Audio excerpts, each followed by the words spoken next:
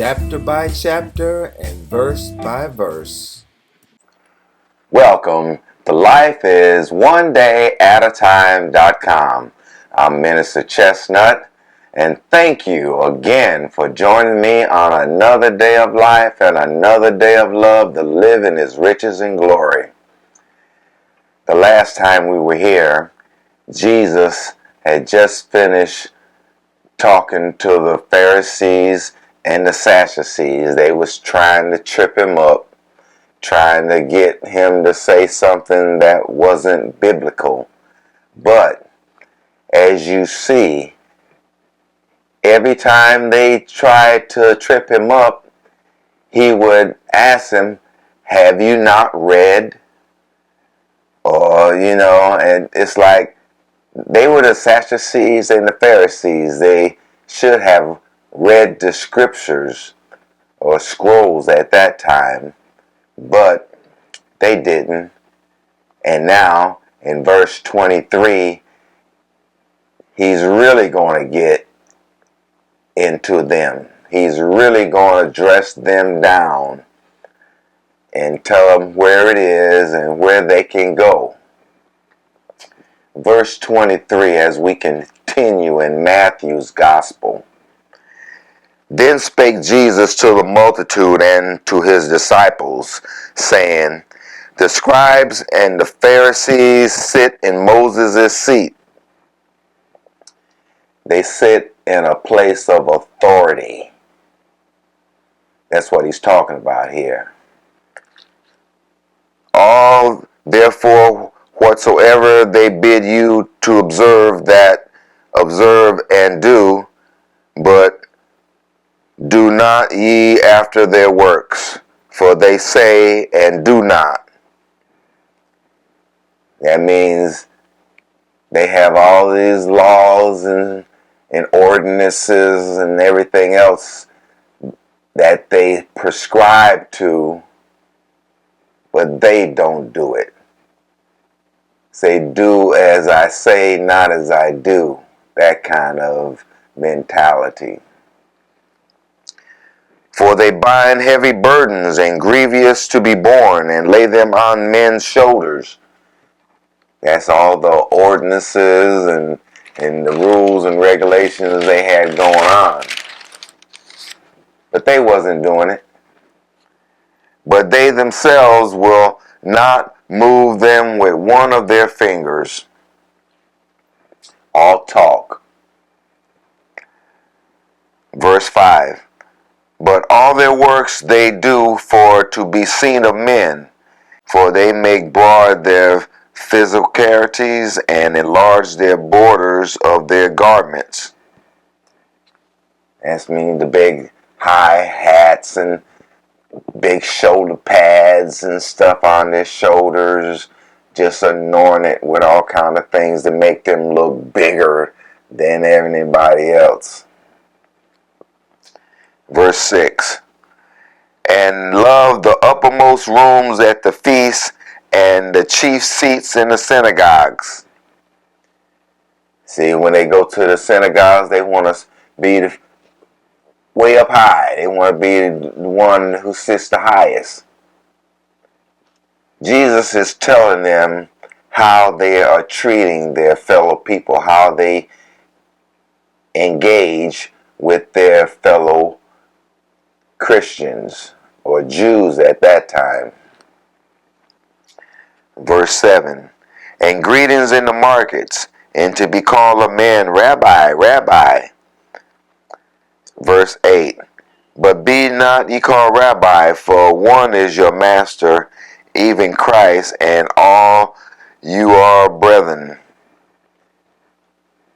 See, there's some people who they like to be called preacher. Some of them like to be called pastor. Some people, like you say, they want to be called rabbi or master. It's not what you ought to be called, is what you do. What you do will, they'll call you by what you do, not what you say. Verse 9. And no man And call no man your father upon the earth, for one is your Father which is in heaven. Now when he says, call no man your father, now when he says, call no man your father, what is he talking about? This is against those who love to be so called father, people who want to be called father. It's just to make them feel important. Verse 10, neither be ye called masters, for one is your master, even Christ. But he that is greatest among you shall be your servant. And whosoever shall exalt himself shall be abased. That means to be humbled. And he that shall humble himself shall be exalted. Now, when we get into verse 13 here, we're going to get into the woes. Now, when you say woe, what does that mean? That means caution. It's going to mean trouble ahead. I mean, woe unto you. I mean, that means you better pay attention to what's going on here so you won't get the woe. Now, these woes are in comparison to the Beatitudes. Each woe is a corresponding reaction to the Beatitudes. Let's check that out before we get into reading these 13s here. Okay, let's go with the first one, the first Beatitude. The kingdom is open to the poor. In the woes, the kingdom is shut. In the Beatitudes, number 2, the comfort for mourners. In the woes, the mourners are distressed. 3, in the Beatitudes, the meek shall inherit the earth. In the woes, the fanatics compassing the earth. Number 4, the Beatitudes, the true righteousness is sought by true desire. In the woes, false righteousness sought by casualties. It's just, they just casual.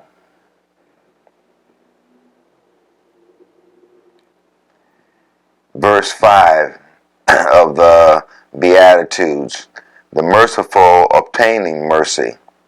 And in the woes, mercy is omitted and left undone.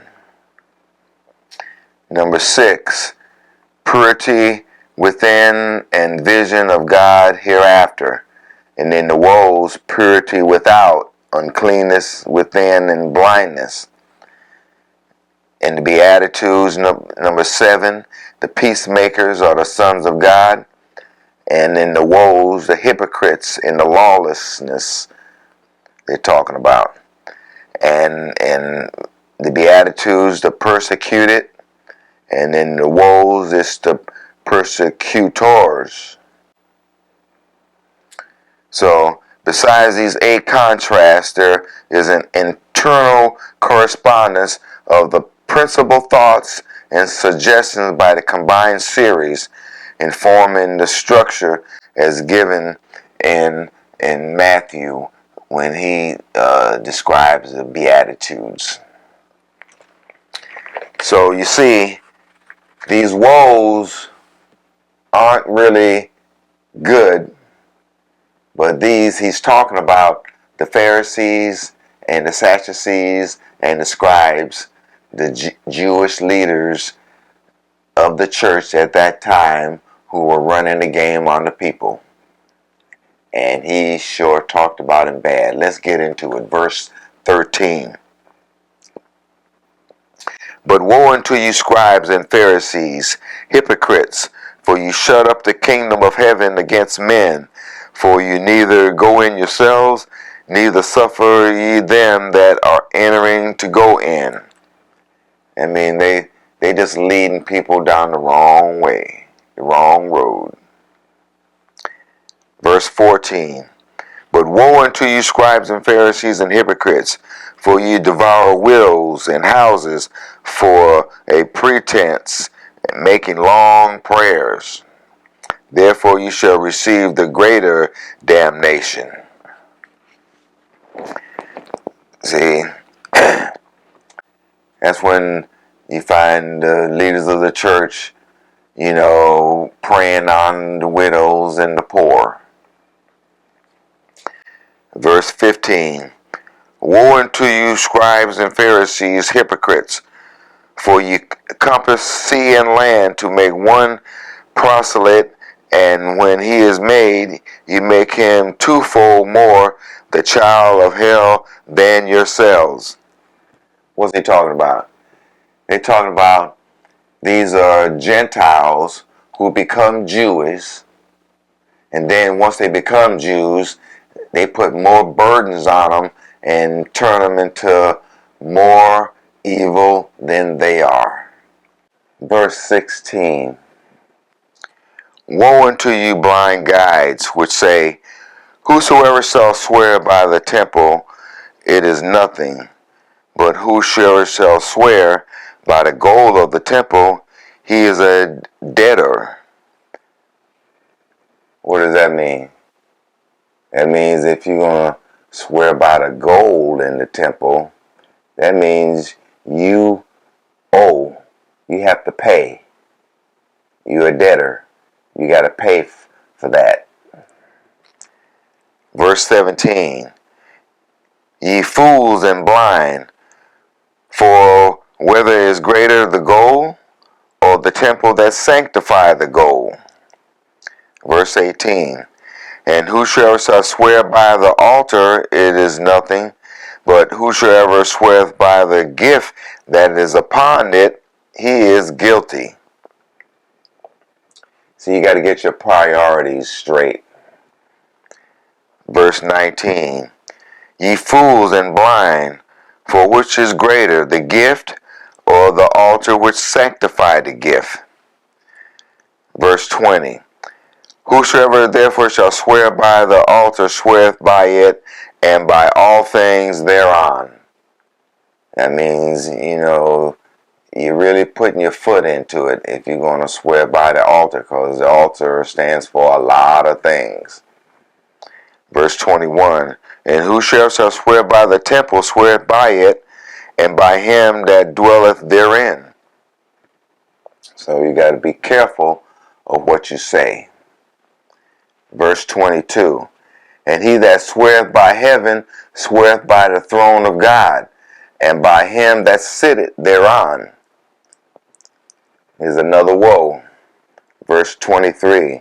Woe unto you, scribes and Pharisees, hypocrites, for ye pay the tithe of mint and of anise and of cumin, and have omitted the weightier matters of the law, judgment, mercy, and faith. These ought you to have done, and not to leave the other undone. See, they was all in for it for the money. They wasn't in for it for the love. Verse 24. Ye blind guides, which strain at a gnat and swallow a camel. What does that mean?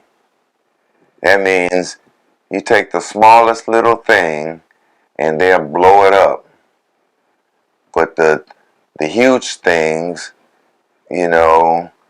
which are back up there, the matters of the law, judgment, mercy, and faith, those are the big things, but they wasn't,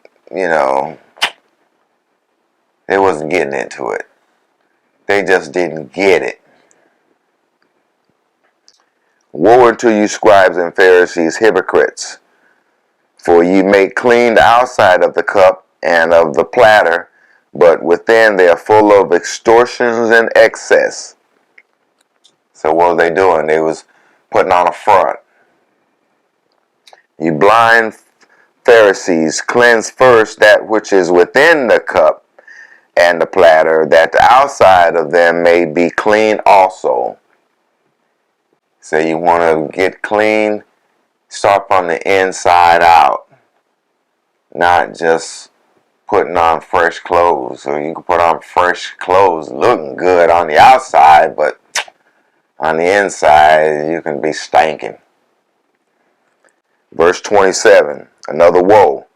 Woe unto you, scribes and Pharisees, hypocrites, for you know you are like unto the whited sepulchres, which indeed appear beautiful outward, but are within full of dead men's bones and all of uncleanness. The sepulchres, a month before the feast, they would paint them white to clean them up, so people wouldn't go into them. But they look good on the outside, but on the inside, dead men's bones. Verse 28, even so also outwardly appeared righteous unto men, but within you are full of hypocrisy and iniquity. Verse 29, woe unto you, scribes and Pharisees, hypocrites, because ye build the tombs of the prophets and garnish the sepulchres of the righteous, and say, if we had been in the days of our fathers, we would have not have been partakers with them in the blood of the prophets. That's what they say. They wouldn't have crucified, treated the prophets bad, but they getting ready to crucify Jesus. Verse 31, wherefore ye be witnesses unto yourselves that ye are the children of them which killed the prophets. Fill ye up the measure of your fathers. Fill you up then the measure of your fathers. Because he's saying, hey, like father, like son, like father. Verse 33, ye serpents, ye generation of vipers, how can you escape the damnation of hell? Now the generation he's talking about here is the generation of people that did not believe in the gospel. They did not believe in what Jesus was talking about. Verse 34, wherefore, behold, I send you unto you prophets and wise men and scribes, and some of them you shall kill and crucify, and some of them shall be you scourge in your synagogues, and persecute them from city to city. And that's what happened after Jesus went back to sit at the right hand of the Father. Even to this day, Christians, Jews, are being prosecuted, scourged, killed. In some parts of the Middle East right now, Christians are being killed. Verse 35, that upon you may come all the righteousness blood shed upon the earth, and from the blood of the righteous Abel unto the blood of Zacharias, the son of Bar-Canas, whom you slew between the temple and the altar. Now, this was happening before Jesus, and it was happening after Jesus. So he's telling them, putting them in this place, telling them exactly who they are and what they do. Verse 36, verily I say unto you, all these things shall come upon this generation. And say again, that's the generation that did not believe. Verse 37, O O Jerusalem, Jerusalem, thou that killest the prophets, and stonest them that are sent unto thee, how often would I have gathered thy children together, even as a hen gathered her chicks under her wings, and ye would not. But behold, your house is left unto you desolate. For I say unto you, ye shall not see me henceforth, till ye shall say, Blessed is he that cometh in the name of the Lord. And that was after he rose. They crucified him, and he rose 3 days later. He visited many people, talked to his disciples, told them what to do, and then he went back to heaven, sit at the right hand until all his enemies are made his footstool. Hey, I'm out of time. Hey, thanks for joining me on another day of life and another day of love to live in his riches and glory. Stay tuned for next week. We'll get deeper because Jesus isn't finished yet. He's going to continue to tell the Pharisees and the scribes where to get off. And we know where we can get on. We get on that love train to heaven. So we'll see you next week. For the glory of it, for the glory of it, for the glory of it, for the glory of it.